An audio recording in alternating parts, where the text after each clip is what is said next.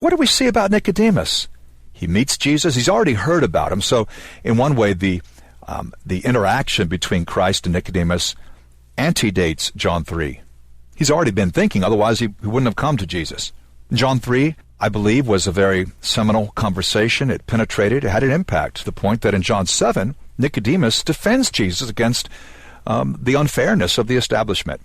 And then in John 19, he takes what seems to be an even bolder step, that is, of joining Joseph of Arimathea and retrieving and caring for the body of Christ. What's next? Well, the trajectory is positive, but the outcome is unclear. You see, the Christians in later centuries wanted an answer. They wanted a solution. They wanted to see the tension resolved. What is the tension? What do I mean?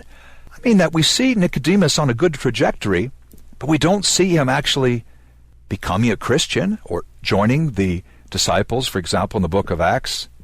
We don't have any solid evidence one way or the other about what he did.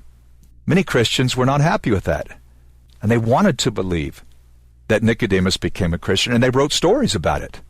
And so in legend, Nicodemus goes on to become a saint. A saint, I put that in quote marks. Of course, we're all saints, biblically speaking.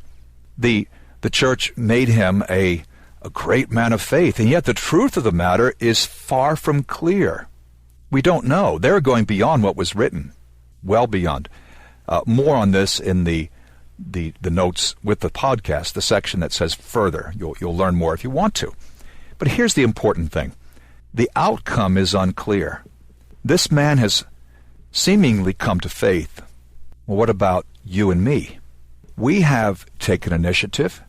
Even if you're not a Christian and you're listening to this lesson, the fact that you're doing so indicates you have taken some initiative. We are all on a spiritual trek. There is a certain direction that we're taking, and we're improving, or we're slipping, or maybe a combination of the two. But there's a general trajectory, if you could be so analytical as to plot it on a graph. In Nicodemus' case, the trajectory is positive, but we don't know whether he became a Christian or remained in the shadows, so to speak.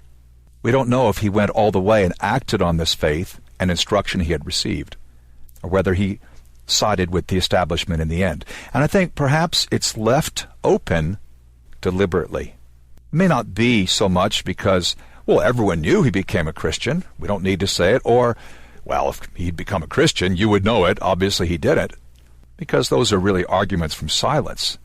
Perhaps the writer of this gospel left it open because in your case, and in my case, in our lives, the story is still being written. Where will it end? Will we end with faith? Will we end playing it safe? The trajectory is positive, but the outcome is unclear. And in that way, Nicodemus relates to us, and we relate to him. Where we end up at the end of our lives depends on our response of faith to Jesus as a man, to Jesus' instruction, and our courage, our willingness to act consistently with what we know.